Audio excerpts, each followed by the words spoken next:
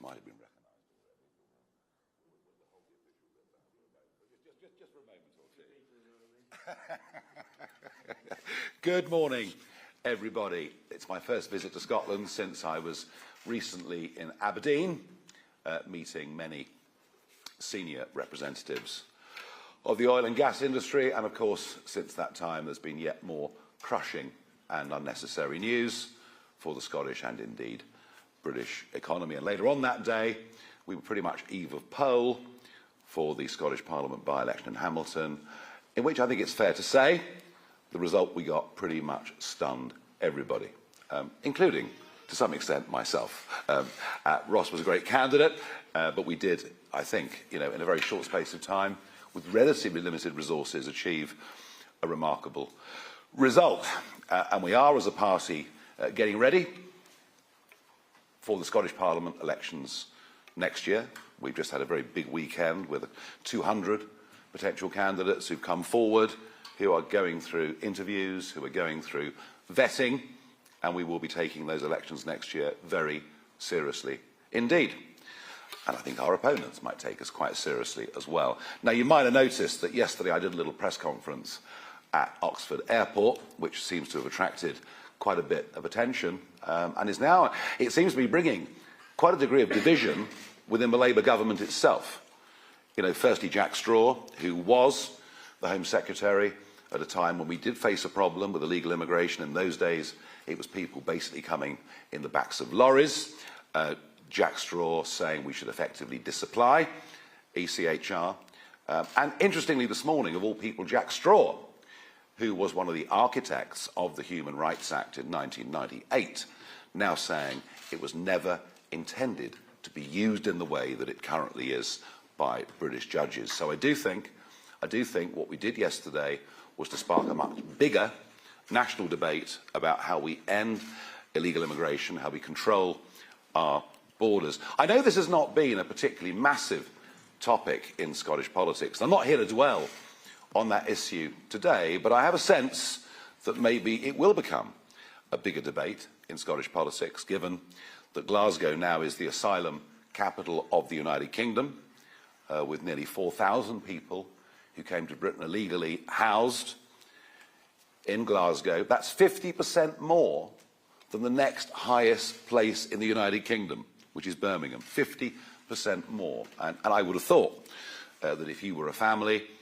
on the social housing waiting list in Glasgow, you might be beginning to think this is something that perhaps ought to be discussed.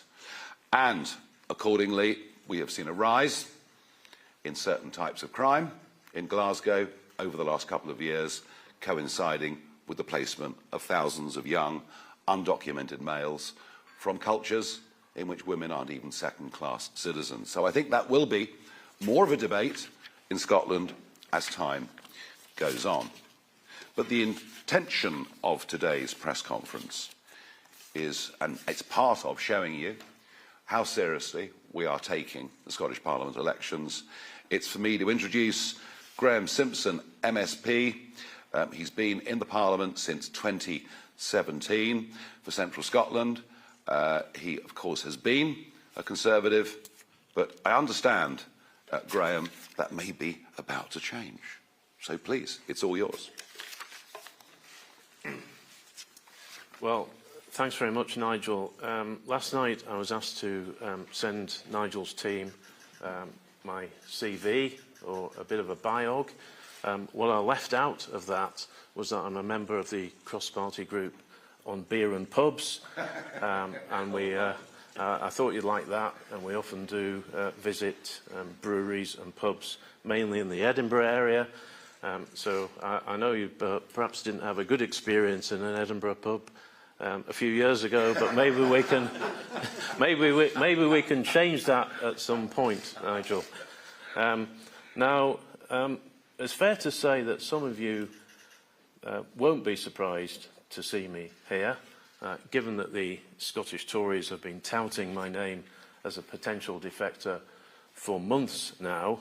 So today I'm giving them what they want, but perhaps not for the reasons that they think.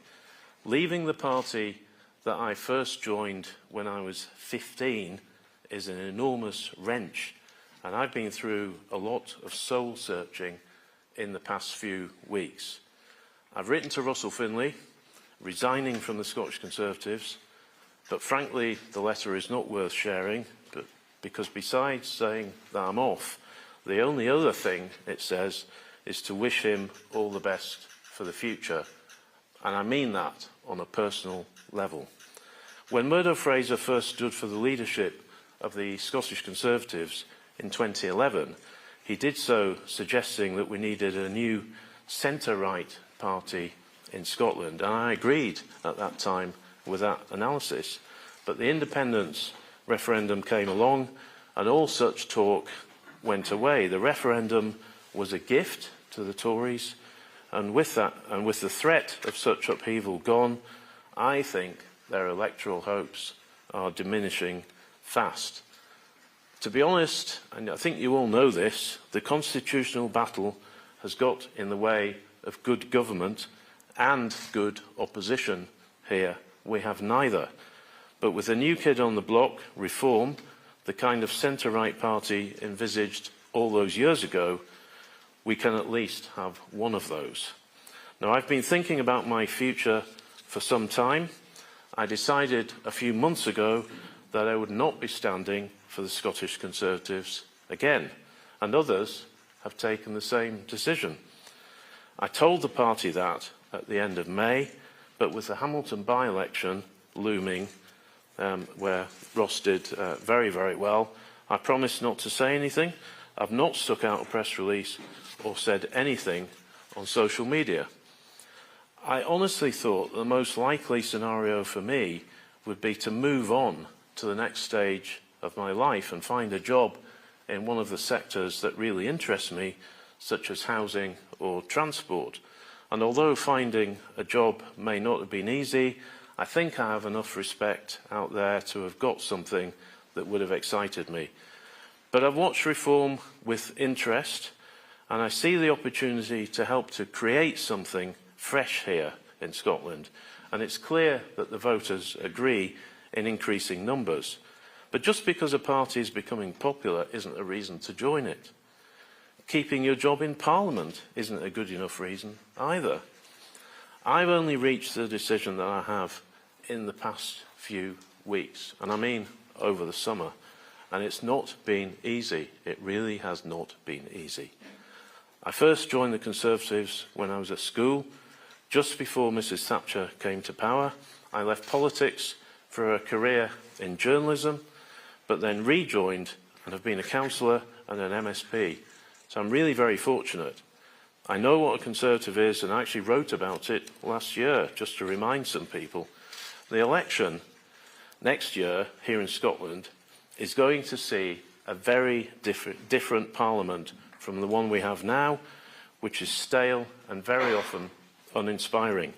Too many people feel let down and ignored. They feel the system is against them, that the traditional parties don't even care about them. Save for some fine individual MSPs across parties, the political class is not serving the people well. Failure is accepted and change takes far too long. And I'll give you a couple of examples personally of that. Thousands of people living in tenements often face real difficulties when it comes to maintaining their buildings. In the last session of Parliament, March 2018 to be exact, a group of MSPs from across the divide formed a working group to see how we could address the challenges, and we came up with some proposals. But it will be the next Parliament until we see any legislative change, so probably at least 10 years since we first started looking at this. The second example of how slow things can be has been the progress of my Members' Bill, which would see a system of recall introduced into the Scottish Parliament. I first mooted this at the end of the last session of Parliament and started work on it at the beginning of this session. It's badly needed to restore some trust, but we've not even had the stage one debate. It might get over the line before Parliament dissolves at the end of March, and I really hope that my move today does not jeopardise that, as it's far too important for people to play silly games with. This isn't the kind of bitter speech that you might have been expecting, is it? I haven't criticised the Scottish Conservatives or Russell Finlay. For me, politics is about what you can do for people and not yourself. And I've demonstrated that in my 10 years as a councillor in the Conservative bastion of East Kilbride, and since being elected to the Scottish Parliament in 2016. One very recent example was my successful campaign to have the companions of people with sight difficulties allowed free rail travel. That didn't get a lot of publicity, but that's a really positive thing, and it helps a lot of people. I've joined Reform because we have the chance to create something new, exciting and lasting that puts the needs of people over the system, that asks what is going wrong and how we can fix it. The SNP was first elected to power in 2007, so next year will mark 19 years of failure in health, education and transport. Somehow we need to remove them from office, and Reform can help to do that. Scotland needs fresh thinking, new ideas, and I hope to be at the heart of helping Reform shape that offer to the people next year with policies drawn up in Scotland, for Scotland, and designed to fix the mess that we're in. And that's why I'm joining now and not later. I've no doubt that initially my announcement today will spark anger, disappointment, and probably some sheer nastiness. I don't like that aspect of politics, and I'm not looking forward to it. But there are many ex-colleagues who will also understand. And I say to those who have great ideas for Scotland and who may have felt ignored to talk to me. You will find my door, wherever I am put in Parliament next week, open and receptive to the kind of fresh thinking that we need in politics. And over the next few days and weeks, I'll have more to say on what we need to do to fix the mess that the SNP has made and how Reform can help to do that. Thank you. Well, welcome. Thank you. Welcome, welcome, welcome. Brilliant. Good. Graeme, thank you very much indeed. And now I didn't know you were part of the pub and beer group. For those that don't remember the story, I came up to Edinburgh in 2013 just to challenge the idea that how could you have independence in Scotland if you wanted to remain part of the European Union? That was the purpose of my visit, only to be surrounded by a very, very angry mob, nationalist mob, really angry, all with very wide pupils. I could never work out why that was. And the police locked me into an Edinburgh pub for my own safety. And there were a couple of old lags in the corner said it's the most exciting thing that's happened here for 30 years. But I have to say the reception I've had in Scotland more recently has been much more positive than it was back in 2013. And why Graeme matters to us, of course, because he's our first MSP, but because he's deeply experienced in the fields of journalism and politics, and I believe he's going to help us significantly in getting our policy platform right for those elections next May. And he's joining us now because he's prepared to put in the hard yards. And it will be important for us, however many of our number go into the Scottish Parliament, to have some people there who can show us the ropes. Otherwise, we'll turn up and just not know what to do. So we're very, very delighted, Graeme, that you've made this decision. And I'm sure if you've been a member of the Tory party for all those years, as you say, you've not taken this decision lightly, but you've done it for positive reasons, not negative ones, and that's great. Now, we have a whole host of questions, beginning with Andrew Kerr from BBC Scotland. Thank you, Mr Farage. Good morning to you. When Richard Tice was here in March, he spoke about net zero. You've now spoken about immigration. The SNP are accusing you of being the architect of the small boats crisis because of your support for Brexit. When it comes to reform and looking ahead to next year, is your party just a two-trick pony in Scotland?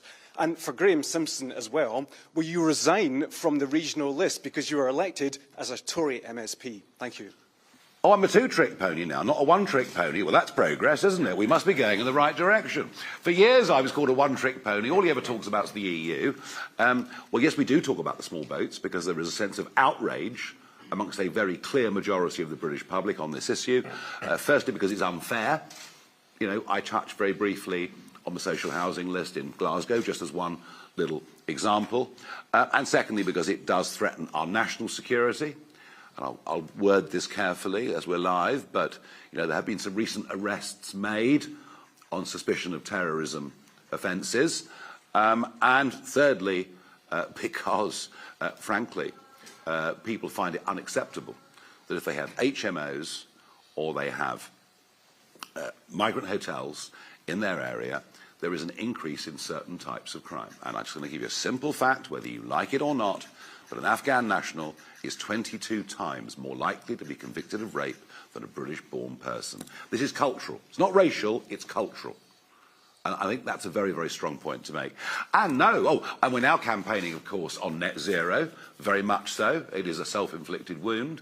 It is something of absolute stupidity that is deindustrialising large parts of the United Kingdom. And look, you know, it'd be marvellous if we didn't need oil or gas, but we do.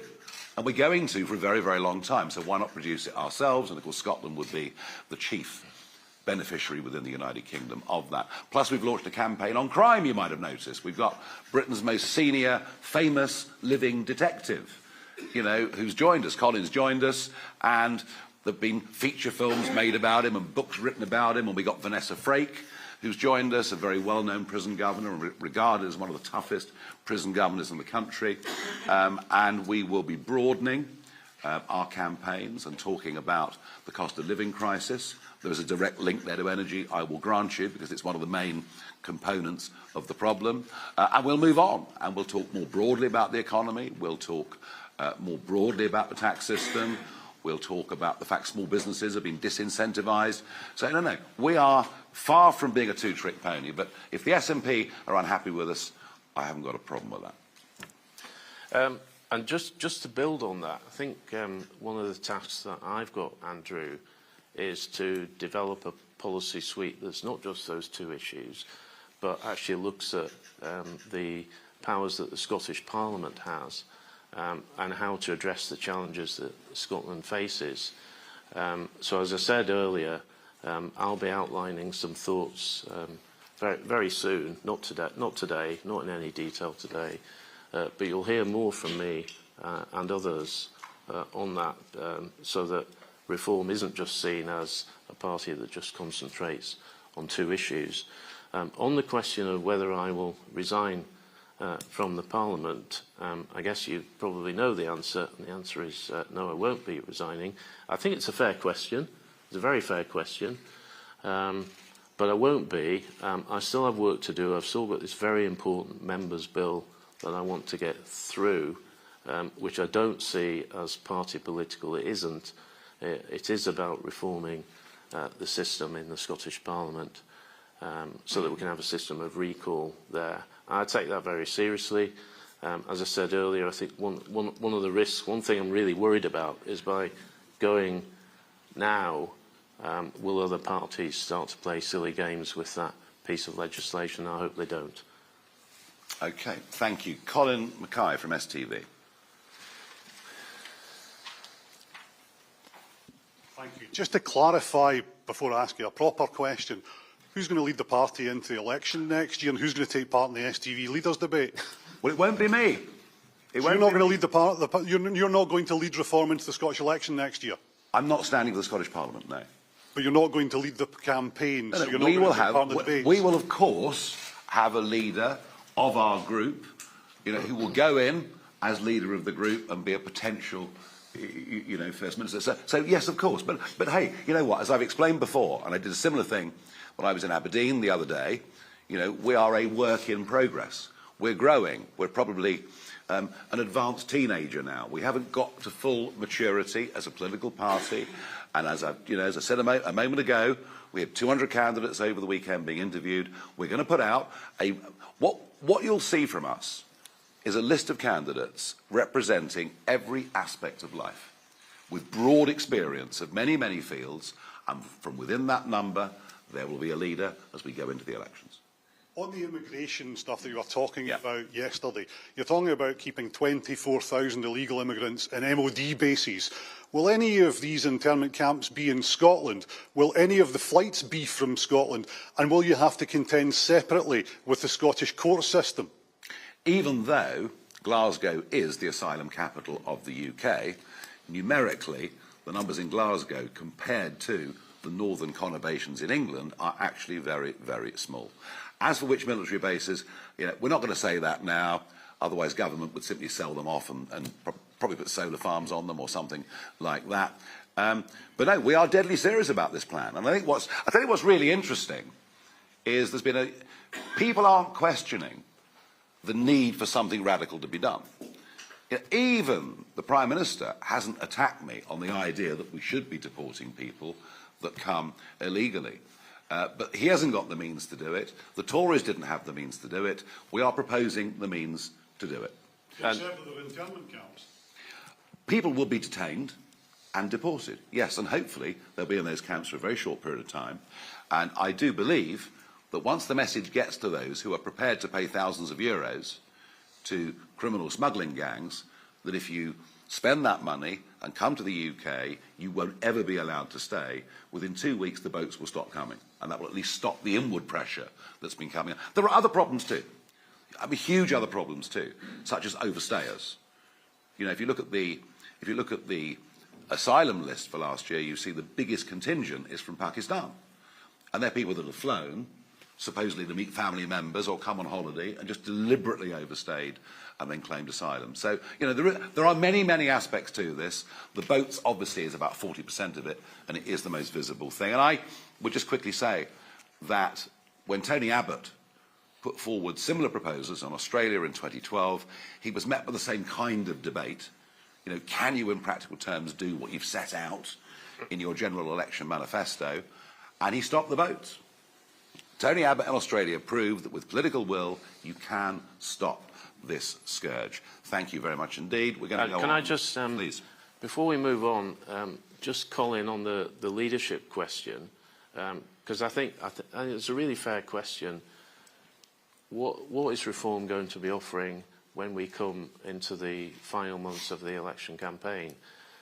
Clearly, Reform will need a figurehead so that you can grill them during the STV debate. But I'm not coming here today as somebody who's been parachuted in to be the Reform leader. That would be entirely wrong. It would be wrong for the members of Reform. So I'm just here as I am, as an MSP. Yeah, there's no backroom deal. No, there certainly isn't. But obviously, by the time of the election, we'll need to have someone. No, absolutely. No, absolutely. Tony Maguire, GB News.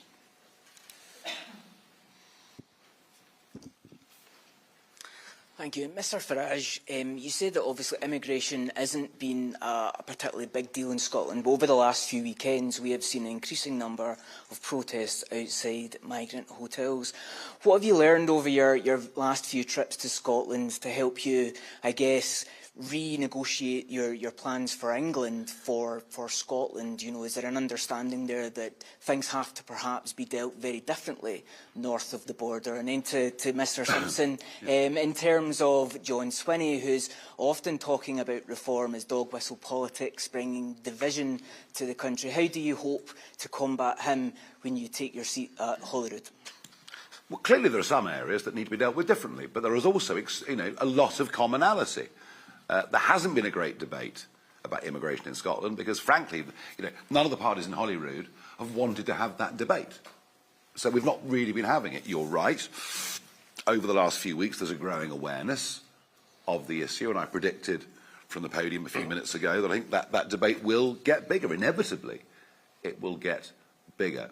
But I think, I think the one thing that Scotland gives England an example of is the sheer stupidity of not aiming to be self-sufficient in energy, because clearly the Scottish economy stands to benefit far more from oil and gas than other regions or other parts of the United Kingdom. And I think it's absolutely tragic and self-defeating and stupid what we're doing to the North Sea.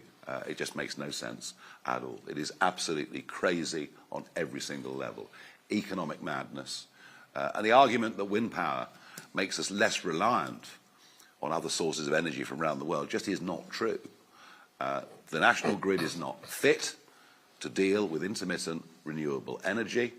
And frankly, if you look at what's happened to energy costs with wind, one of the biggest lies we've been told is that it would give us cheaper energy. It does not. And right at the minute, there's another big round being negotiated for wind contracts.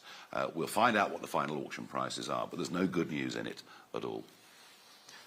With regard to how I'll deal with John Swinney, I get on with Mr. Swinney as I get on with most people. He knows me well enough to know that I don't indulge in dog whistle politics, as you describe it. He would have a job making that one stick, but he'll probably try. But I'll take my place in the Parliament next week for First Minister's questions. I'm not sure where I'll sit yet, but it probably won't be with the Conservatives. Although actually there's no rules on that in Parliament. You can sit wherever you want. So maybe I'll decide on the day. I'm sure Mr. Swinney will have some fun, and I'll enjoy listening to his jokes on the day. Yeah, but he might be surprised how many SNP voters might actually vote for you and vote for our party next year, so I'm sure he will have a go. Yes. Right, let's move on. James Cook, BBC National. Thank you very much, Mr. Farage. Scotland faces, in common with other parts of the UK, a demographic issue in terms of a shrinking share of the working age population and a falling birth rate. Given that, in a flatlining economy over many years now, doesn't the Scottish economy really need more migration, whether that might be legal migration, but doesn't it need more migrants rather than fewer? And just, if you don't mind, for Mr. Simpson, I'm sorry, I didn't quite follow, I'm so sorry, your logic in terms of staying in Parliament, because I understand that if one is an MP or if one is elected in a constituency, that to a certain degree one has a contract with those voters, and you can say, well, they voted for me. But no one voted for you, did they? They voted for the Conservative Party. OK. Do you want to go with that first? Yeah, absolutely. You're right. I was elected on the Conservative list. That's why I've been uneasy with this decision. I am uneasy with it.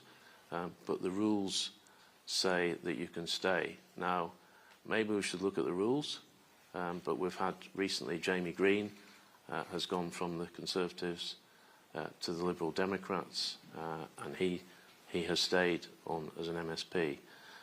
I think that it's maybe something that the Parliament should look at, but I was actually asked this very question when I appeared before the Standards Committee to talk about my bill, and I was asked, should someone in the position that I'm now in have to stand down? My answer was, well, I don't think they should, because people can leave parties for many, many reasons. You may have been finding life very uncomfortable in your workplace. I'm not in that position. The Conservatives haven't made life uncomfortable for me. But I do think I've got work to do. So I'm sorry if it upsets folk, but I'm staying put. Yeah, I mean, people leave parties, but equally parties leave people as well. And perhaps as a long-term Conservative, maybe that's how you feel to a certain extent. Yeah, this has not been an easy decision. No. I'm not pretending otherwise. No. On falling birth rates, I mean, it's a very fair point. Where are the workers of the future going to come from? One concern on that front is the pace of AI development is such that an awful lot of jobs that exist today are not going to exist in just a few years' time. So we may be in a position where we actually need fewer people in the workplace.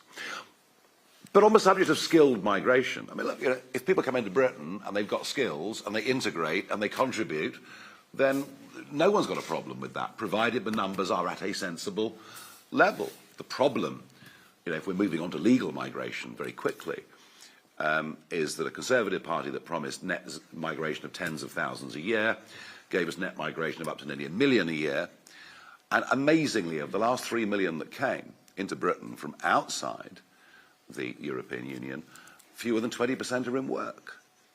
So it's actually become a negative Even the argument, look, expanding population, pressure on services, lack of integration, but don't worry, Nigel, because it's an economic benefit, and now it's not an economic benefit, and everybody knows it. So you know, I get the point, but I think the jobs market is going to go through some quite revolutionary change within the next 5 years, and it's something that government's going to need to think about and adapt to. And of course, one of the answers is that while Scotland maintains, or should maintain, its more traditional oil and gas industries, it also needs to think about becoming a hub for the new evolving world of AI and tech, because that's where the future is. And I'm afraid the entirety of the United Kingdom is falling badly behind on this race, to my great regret.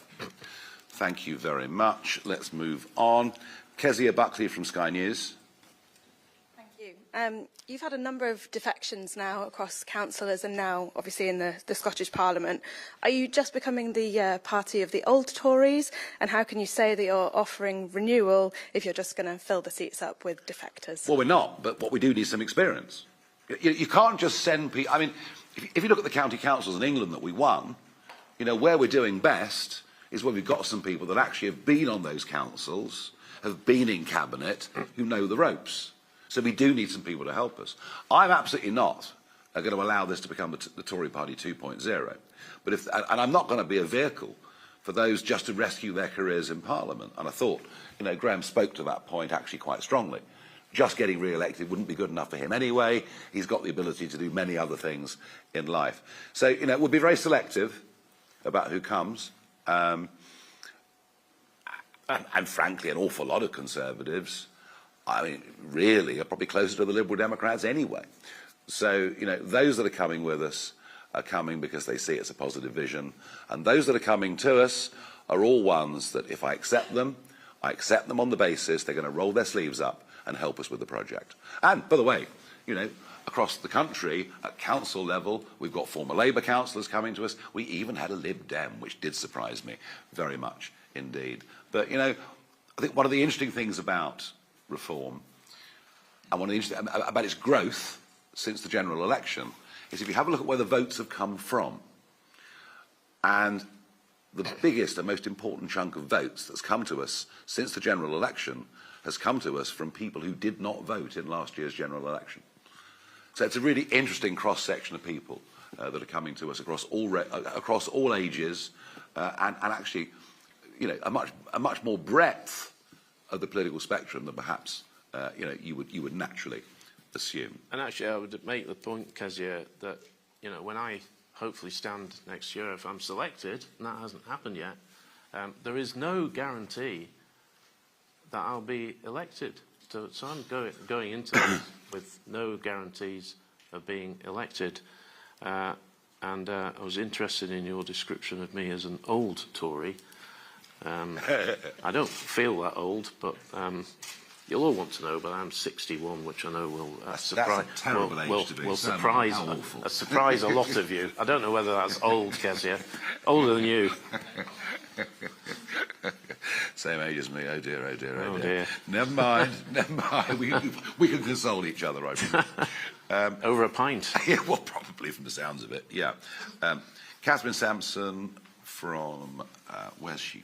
Channel 4 News. Channel 4 News, great. Yes, Channel 4 News. Mr Farage, since you're entering into Scottish politics, have you read Nicola Sturgeon's book? No, I haven't. I was surprised that it wasn't top of my list, actually, for summer reading.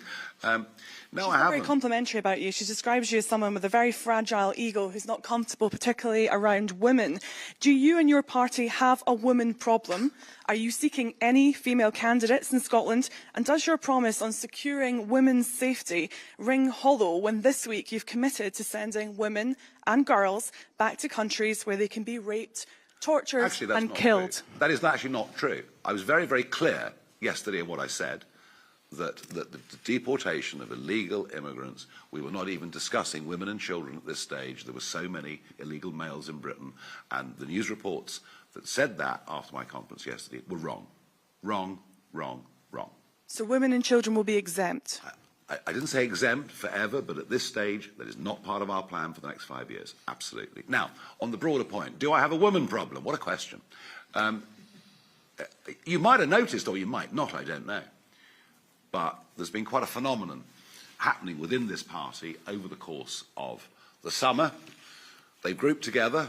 They're called Women for Reform, and you will now see them appearing increasingly on national television, in national papers, and there's been a lot of women have joined us over the course of the summer, particularly, and we have a female MP, of course, in Sarah Pochin. We have, a female mayor in Greater Lincolnshire. We have a quite prominent former public prosecutor that's joined us, Lila Cunningham, in London. And I think you'll see at our conference, which begins next Friday, Friday the 5th, I think what you'll see is that Women for Reform is now becoming a very strong force in the party. In fact, it won't be long before I'm completely outnumbered. Thank you very much indeed. Let's go on to Rebecca Alice Brady from LBC.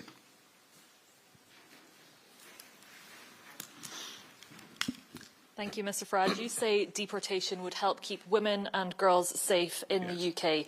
Yet this morning, despite you just saying that your comments weren't about women in the next 5 years, Richard Tice told LBC, and he suggested female asylum seekers should be deported to countries where their safety can't be guaranteed, countries like Sudan, where rape can be used as a war tactic. Are you saying that his comments were wrong? It won't be happening in the first 5 years of a reform government.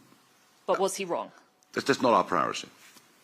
Does women's safety only apply to women in the UK for you? Our primary target is to worry about women and girls on the streets of this country, less than what the countries are like that we're going to deport these men to. It's all about priorities, and it's all about, frankly, given the mess that we've had with this over the last few years, it's all about whose side are you on?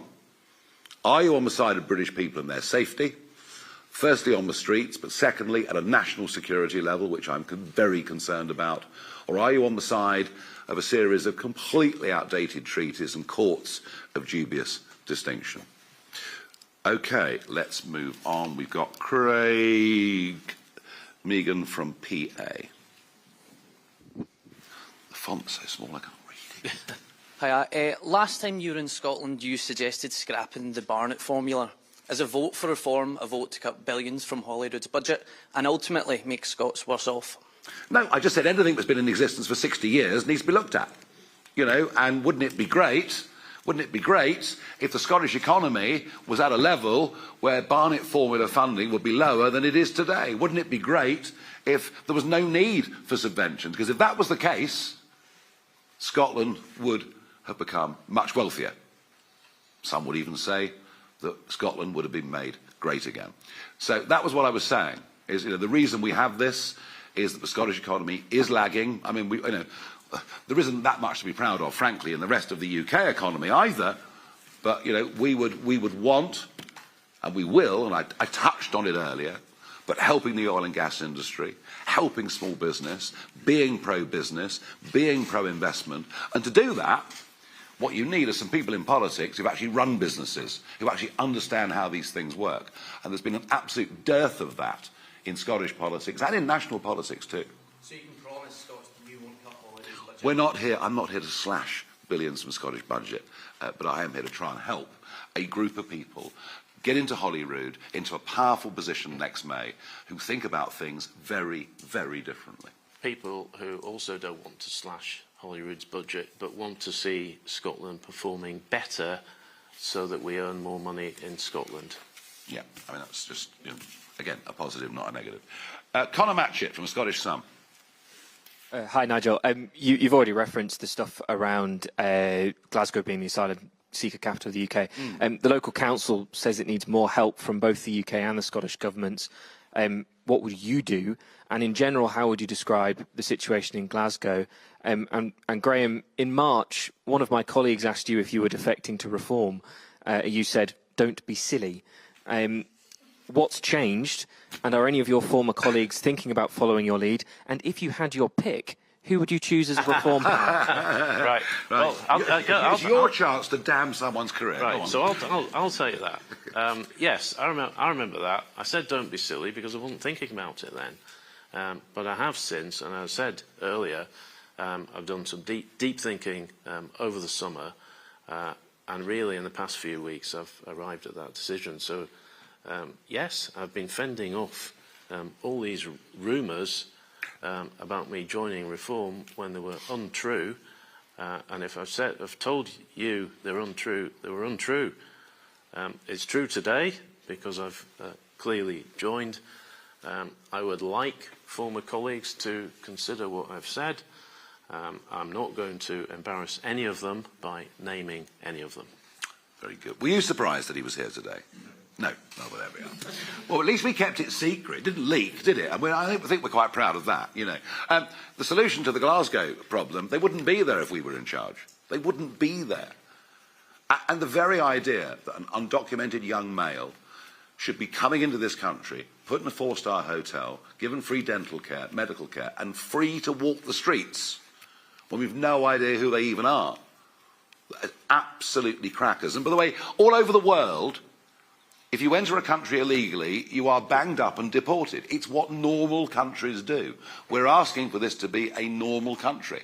And it's really, as I said, really interesting to see that Jack Straw is also making that point today. He was there in '98 when the ECHR was incorporated into British law via the Human Rights Act, as he said this was not the intention. And it is actually very interesting that the last Labour government, the one up until 2010, they were deporting tens of thousands of people a year who'd come illegally. It was considered normal practice. We've just been denormalised over the course of the last few years. And frankly, a very clear majority of the British electorate have had enough. And if this is not dealt with, it begins to break down the social contract that exists between the governors and the governed. It begins to destroy confidence that democracy actually ever changes anything when both parties give you the same thing. And I think there is a genuine threat to public order if these fears are not assuaged. And I think what we're doing actually is a positive contribution to this debate. And I can see already from yesterday we've shifted the centre of gravity of the national debate on this issue. Sorry, Nigel, you talked yesterday about it being an invasion of the UK. Is that the sort of language you use to describe Glasgow? Well, I used the word invasion in 2020. I said, if we don't do something, there will be an invasion. And I was laughed at. Well, I'm used to that, of course. But, you know, 180,000 people later, you can choose whatever word you choose to use. 4,000 people in Glasgow, you can choose whatever word you choose to use. Right, moving on. We're going to go to David Walker from the Scottish Daily Express. Hi, Nigel. A couple of things. On immigration, do you believe there's a different attitude towards immigration in Scotland compared to England, and do you think it's changing, and why? On the second point, you said that you're going to fix the mess the SNP made in Scotland, but a vote for reform, Splits Unionist vote, would bring the SNP back into power. So how are you going to fix the SNP's mess? And you said you're going to be in a powerful position next year at Holyrood. How? Define powerful position. Okay. Look, it's very interesting. You know, if you look at the social attitudes survey, for argument's sake, Scotland is not very different to England when it comes to the immigration issue, and especially when it comes to the illegal immigration issue. Attitudes are not dissimilar, north and south of the border, despite the fact, you know, Scotland has not suffered from the population explosion that has happened in many, many parts of England. So, you know, that particular pressure you've not seen. So is the level of concern as high as England? No. But is it comparable on social attitudes? Yes. The main reason there's not been a big debate around this is because just no party in the Scottish mainstream has chosen to debate it. They've just found it too awkward and thought they'd rather brush the whole thing under the carpet. As for what we can achieve next year, look, you know, I repeat the phrase, we are a work in progress. What would a powerful position be after the May elections next year? It would be in a position, you know, it would be in a position where we were strong enough to get rid of an SNP government. Well, let's see how the numbers, let's see how the scores on the doors work. Well, I mean, you know, Mr. Sawa and I don't necessarily get on that well, but it's remarkable after elections what mathematics can do. Let's see. And anyway, why would Labour beat us next May? We're going to beat them, so there you go. Yeah, no, I completely agree. I mean, I think at this point we shouldn't be talking about who's going to do deals with who. And I can tell you now, if I'm at the table talking to anyone, I won't be giving a running commentary next year on what is going on. But my position is, and Reform's position is, here in Scotland, is we need to get rid of the SNP. And by voting Reform in great numbers, you've got a greater chance of doing that. Absolutely. Thank you very much indeed. Tom Gordon, Scottish Daily Mail. Thank you, Mr Farage. After your event yesterday, Elon Musk took to social media to criticise you. He said, Farage is weak sauce who will do nothing. What's your response? Yeah, well, actually, Elon Musk took to social media to praise my speech, to say, go, Nigel, go. And within a few hours, he changed his mind. He was busy launching a rocket yesterday, which I'm pleased to say was a great success. And I do admire him in many ways. But his inconsistency is quite astonishing. Talking of inconsistency, you denied you had a women problem, but when you were introducing Graeme, you said he matters to us because he's our first MSP. Yeah. He's not your first MSP. Michelle Ballantyne was the Scottish Leader of Reform for a year in the previous Parliament, but you seem to have forgotten all about it. Well, I wasn't involved with Reform at the time. You're right, but I wasn't involved with Reform at the time. Well, that doesn't say much for your respect for women that you've just forgotten about. Oh, don't talk nonsense. I was actually busy doing other things. I wasn't in politics at the time. The party was run by someone else. I can give you chapter and verse on what's happened since the 3rd of June last year. And we came onto this issue via Nicola Sturgeon. Yeah. In her book, she also says you are odious, have a brittle, fragile ego, and are bombastic. Just for the record, to clarify, how odious, egotistical and bombastic do you think you are? You make your own mind up. You can say whatever you like. And do you know what? I couldn't care less. Couldn't care less what she says or any of you say. I'm not interested. I'm far from brittle. I don't worry about any of it. I just do what I think's right. I came out of retirement this time last year to get back into politics because I thought I could make a positive difference. And there are a growing number of people who actually agree with that. You do sound a bit touchy. You can try as hard as you like, mate. Sorry. OK, moving on to John Boothman at the Times. Nigel, yesterday there were reported figures about rape and attempted rape in Scotland, up 15% on last year. Yeah. Have you got a policy prescription for that? And secondly, can I ask Graeme, you know, this is an absolute disaster, 3 Tories leaving the Tory group at Holyrood in 4 months. Are you expecting any more of your colleagues at Holyrood to come?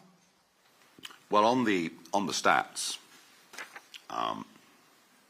we look at Glasgow itself. Sexual assault hit a 10-year high, up 22%. Rape and attempted rape hit a 10-year high, up 32%. So these figures are, I would suggest, deeply, deeply disturbing. And I return to, I think, the important point that I made earlier. This is a cultural problem. You know, I'm not getting into religion or race or anything like that. This is a cultural problem. The fact is, in Afghanistan and countries like that, women are treated very, very badly indeed. And now this is beginning to hit our streets in this country. And, you know, it was interesting, wasn't it? I mean, who were the people that turned up at Epping at the Bell Hotel? It was women.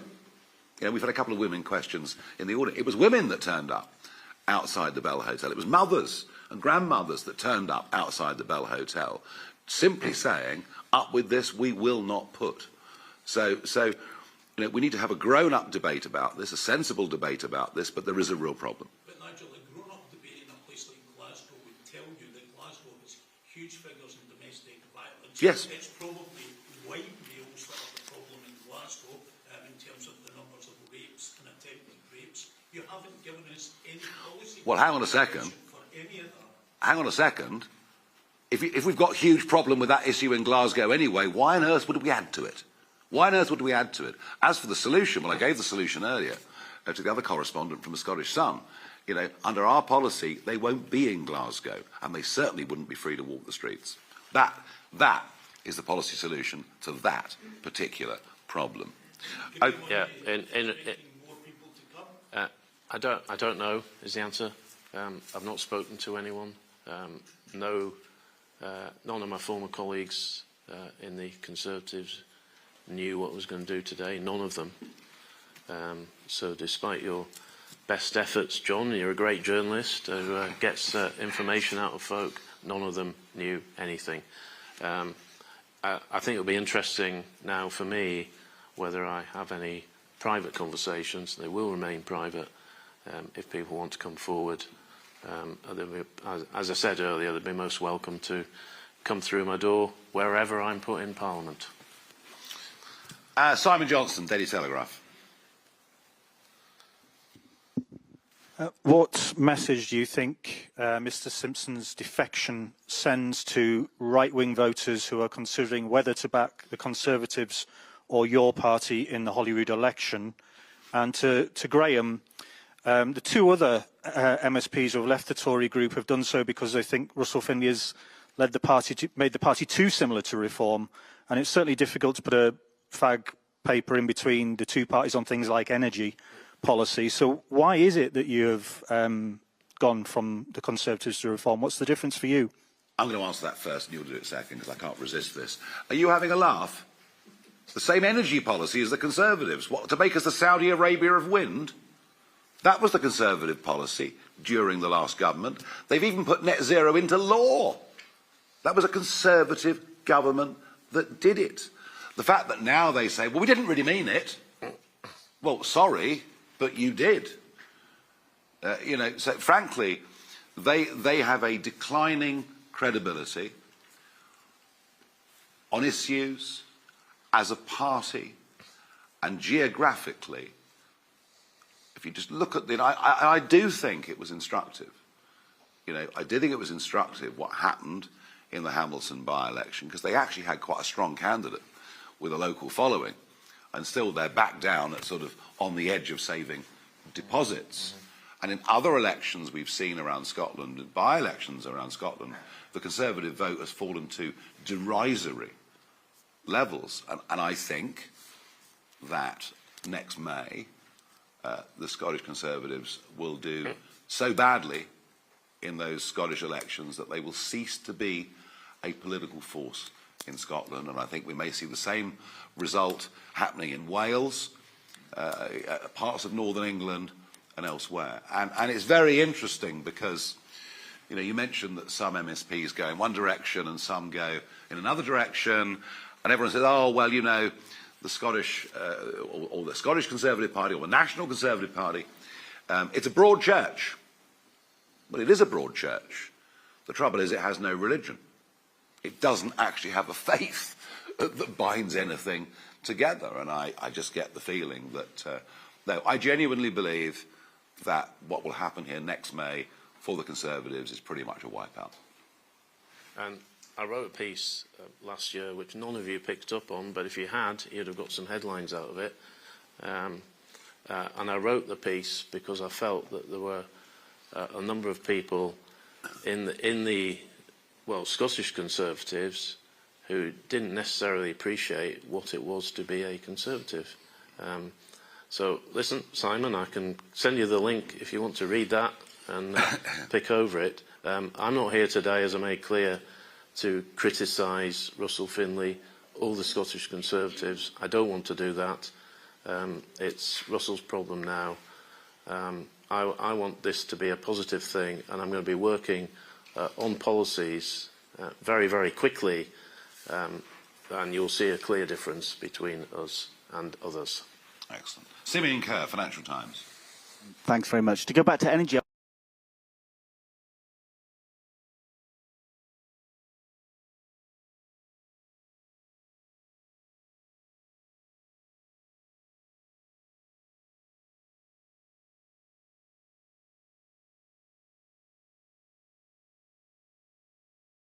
And a further point, sorry, could you also address whether you would propose more fracking, and how do you think would that get much support in this country? Thanks. Yeah, I mean, the viability of large parts of the North Sea is determined by the price of oil, obviously, and whatever the expected price of oil is for any investor. There's still viability there, and given the state the world's in, it wouldn't be surprising if there weren't further energy shocks at some point over the course of the next few years. Should we be fracking? Well, you know what?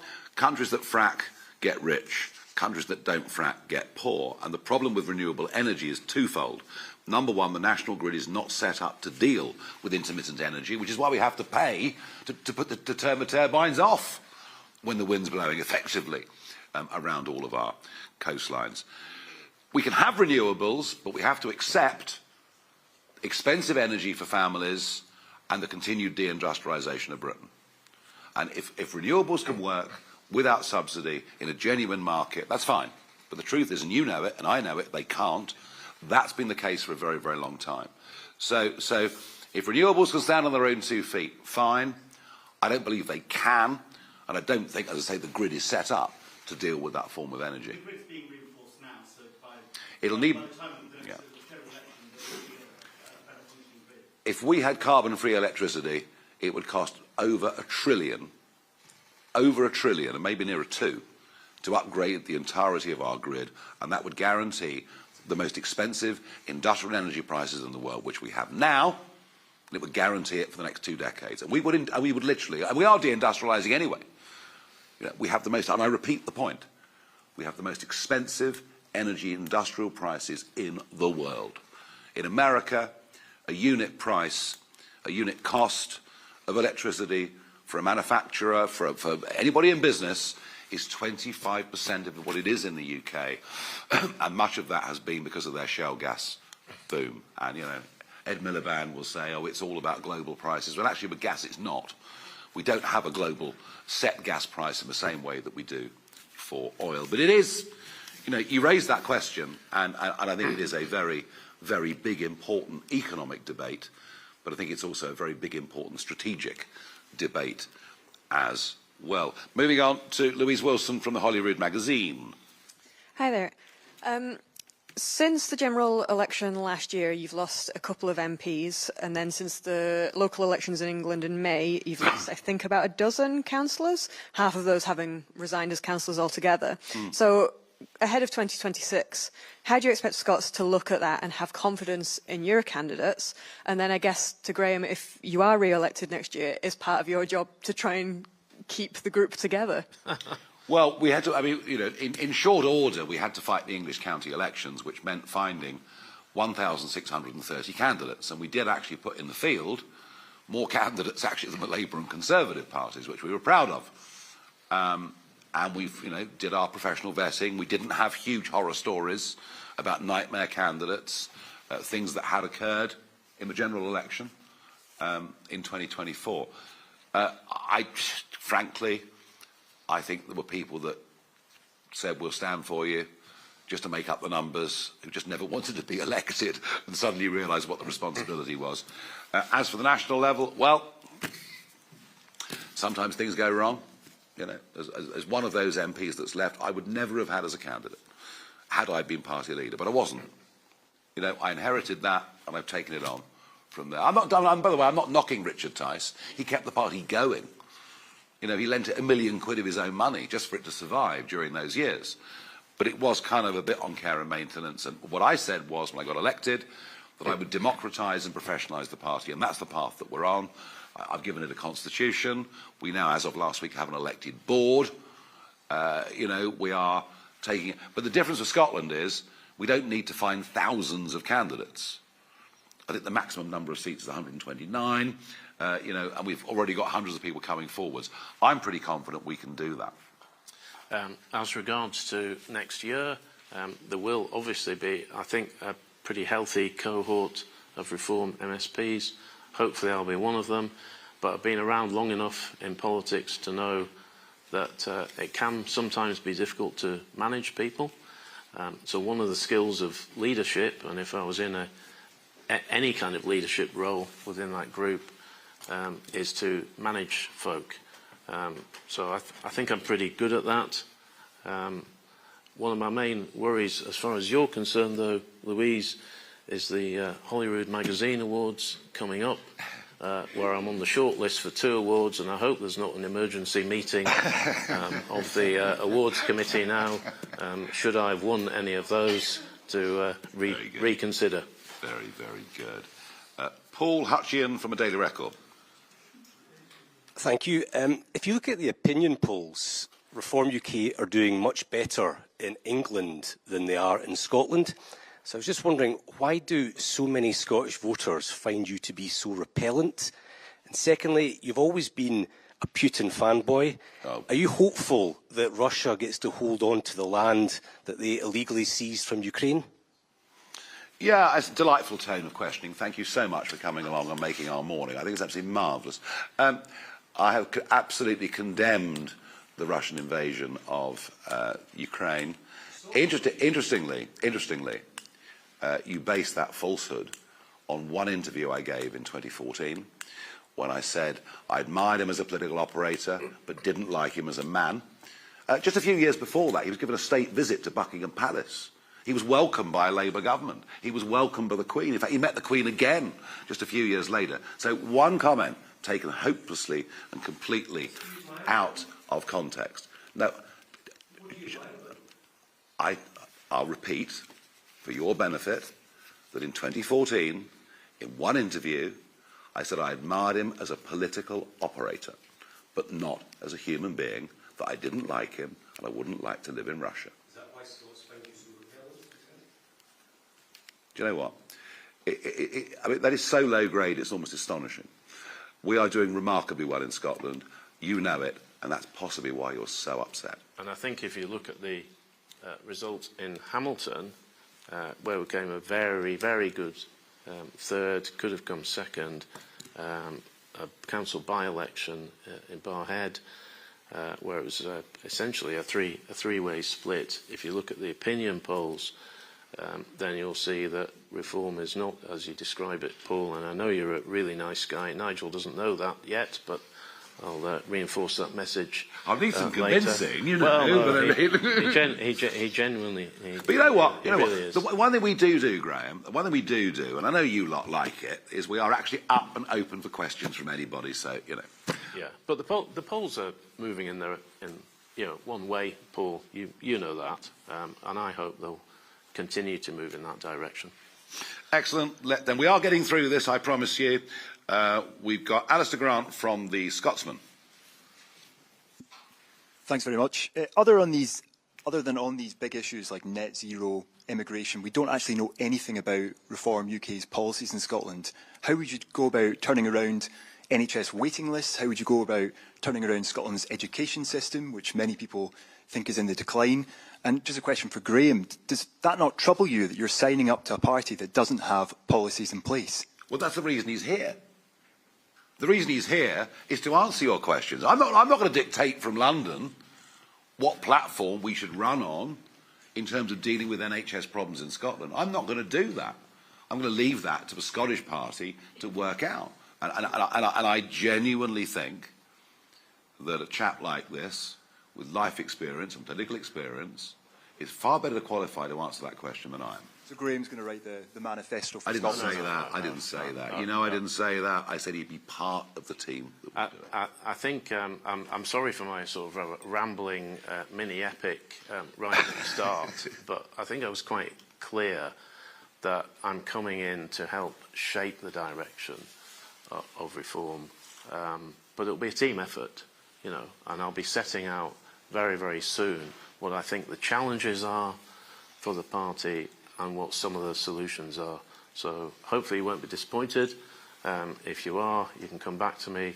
And actually, for any of you, most of you have my phone number. If you need to speak to me individually, please do so. If you want me to write anything for you, I'm happy to do that.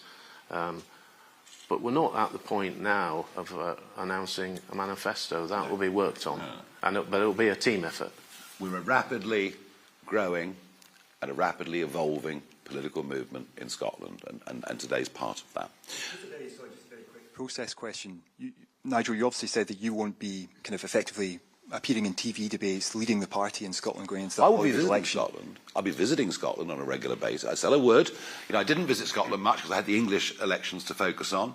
I'm going to be here a lot. It's the second time I've been here in a relatively short space of time. I'll be here a lot, but it's not for me to head up, you know, debates amongst people who are competing to be in the Scottish Parliament. Well, how will you go about choosing that leader in Scotland? Will that be a Well, I've vote? explained that already. We will have to go through our full candidate selections and listings, and it's at that point that the leading figure will be chosen. All right. Okay, let's go to Libby Brooks from The Guardian. Just three more. I think that's right. Yeah. Good. Thank you. This morning, political parties in Northern Ireland have condemned your plan to renegotiate the Good Friday Agreement, calling it irresponsible. Do you recognise their concerns? And what would you do if the Irish government and other parties in Northern Ireland refuse to renegotiate? And for Graeme, I mean, you've been sort of talking about this challenge that you have now to develop a suite of policies. Can you tell us what your top 3 priorities will be?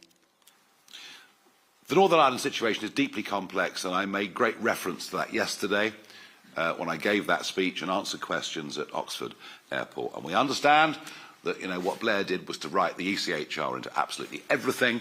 It was sort of his way of making sure we were embedded into the European Union for eternity. So yes, there is tidying up to be done, and I did say yesterday very, very clearly we would not be starting with Northern Ireland. That is something, you know, as history shows us, anything to do with Northern Irish or Irish politics often takes years and years to solve. So that will not be at the forefront of what we do. And Libby, I wouldn't really like to give a top 3, but I think if you look at public services in general in Scotland, they've been failed by the SNP. I mean, I think I'll be talking about soon health, education, transport, housing, things like that. So it's not a top 3. I'll be looking at everything across the suite and working with colleagues within the party and people without the party. And I know from my very short time of being involved with reform is there is a lot of outside interest in speaking to this party. Yeah, no, there is. In Scotland. There is. In fact, we've seen already today business interest coming. People want to meet us, want to talk to us, and want to talk about policy. Andy Phillip from the Press and Journal. Over here. Graeme, just you have Aberdeen roots, and I just wanted to take it back to energy, however short those roots were, I don't know. But is there room at all for a just transition into renewables in the North East for the economy there? Or would you advocate for a complete U-turn and a real focus on oil and gas? And the North East has demonstrated quite high polling for reform. Would you be tempted to go back and try your luck there? Well, to be honest, Andy, it's really stretching it. I was born in Aberdeen. I was there for 18 months. So my memories of the city have come from later visits. So I wouldn't really describe myself as an Aberdonian.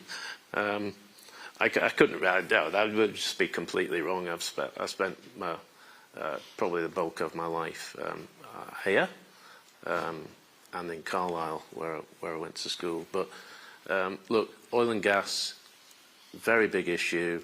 I think you've seen with the closure of the Grangemouth refinery how that sector, and that is in the region that I represent at the moment, how the sector has been let down actually by both governments.